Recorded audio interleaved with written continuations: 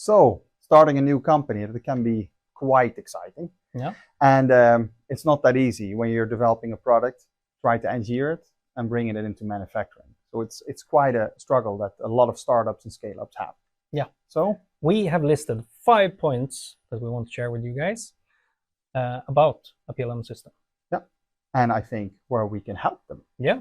So number 1, streamline product development. One system that will help you streamline the products, making sure that development processes are going smooth through the organization. Yes.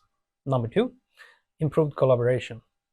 Working together, you will grow as a startup with more people involved, also maybe external people that will work with you. So improved collaboration. And visibility, I think that's number 3 what we're talking about. Visibility internally on how you're developing the product and the process as well. But also don't forget, you need to show your product as early as possible to the market. Yes. And speaking of visibility, also the quality of the data that you're showing up. The thing here is, as a startup, you also create the value of creating product data that is valuable and correct, both for internal use, but also to show your investors. Yeah.